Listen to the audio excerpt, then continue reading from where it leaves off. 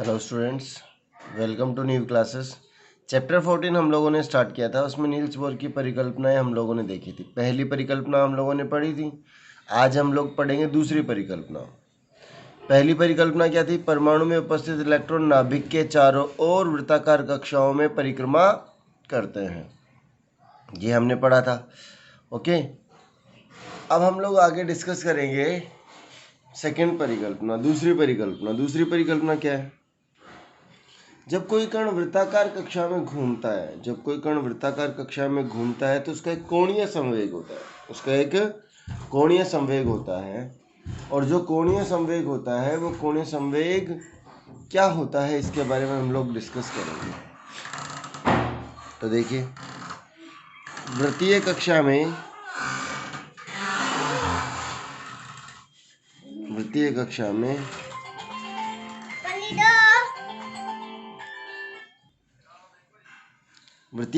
में गति करते हुए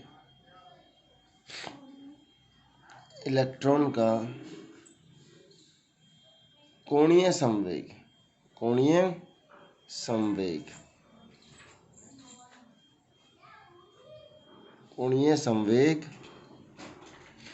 MVR होता है। ठीक है ना? MVR h/2π का पूर्ण गुणज होता है। ये सिद्धांत दिया है भाई, ठीक है ना?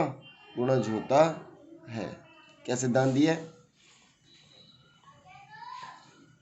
वृत्तीय कक्षा में गति करते हुए इलेक्ट्रॉन का कोणीय संवेग MVR h/2π का पूर्ण गुणज होता है। पूर्ण गुणज मतलब h/2π गुणा 1, h/2π गुणा 2, h/2π/3।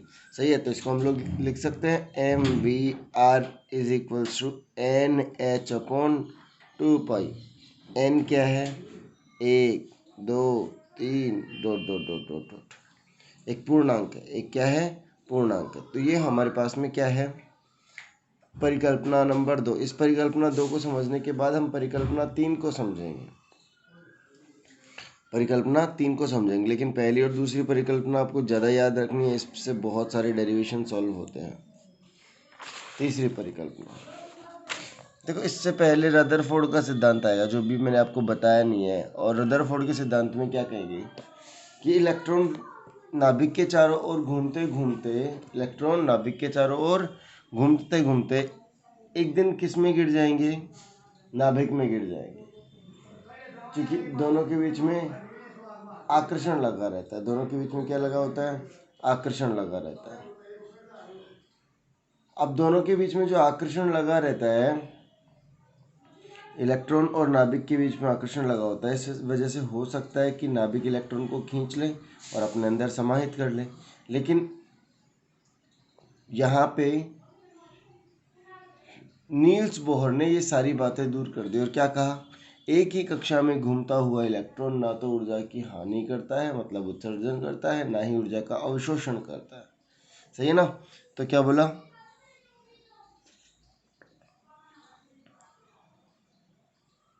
एक ही कक्षा में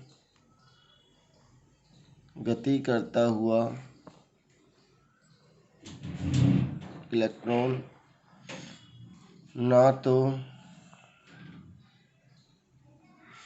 ऊर्जा का अवशोषण करता है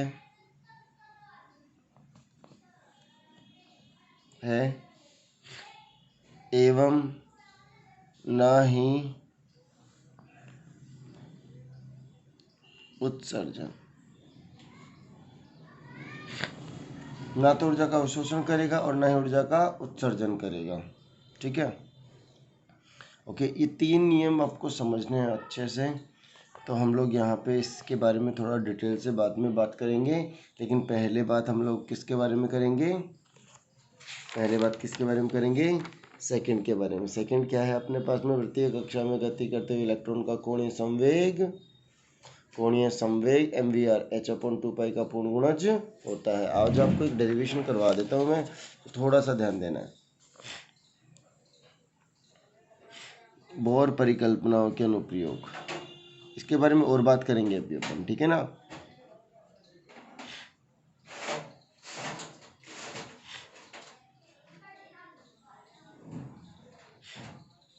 के अनुप्रयोग। तो बोहर की परिकल्पना की सहायता से हम लोग क्या कर सकते हैं, पहला जो वृत्तीय कक्षा होती है उसकी हम लोग इलेक्ट्रॉन का वेग निकाल सकते हैं। वृत्तीय कक्षा में हम लोग वृत्तीय कक्षा की त्रिज्या निकाल सकते हैं। वृत्तीय कक्षा की ऊर्जा कितनी होगी, ये सारी बातें हम लोग यहाँ पे करने वाले हैं। सबसे पहले हम लोग यहाँ पे बात करते हैं इलेक्ट्रॉन का वेग।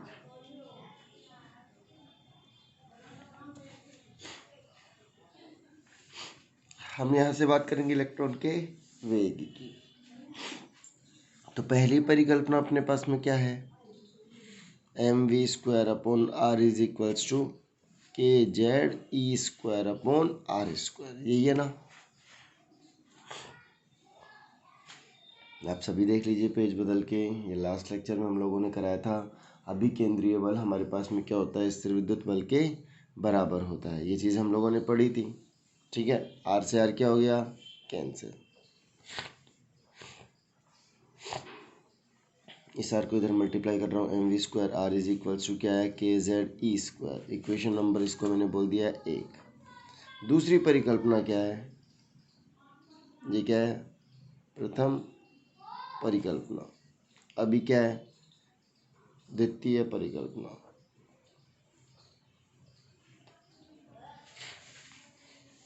द्वितीय परिकल्पना क्या है अपने पास में, mv r is equals to nh upon 2 pi. अब ये दो इक्वेशन है, इन दो इक्वेशन में v और r इनके मान नहीं पता है, बाकी सबके मान अपने को पता है। v और r के मान नहीं पता है, बाकी सबके मान हमें पता है।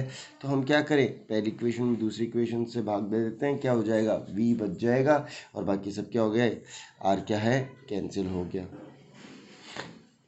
एक में दो का भाग दे रहा हूँ तो क्या आया, mv² r upon mvr is equals to kz e² upon nh upon 2 pi. v बच गया 2 पाई kz e² अपॉन nh, ये आ गया सूत्र वेग का। Okay, thank you.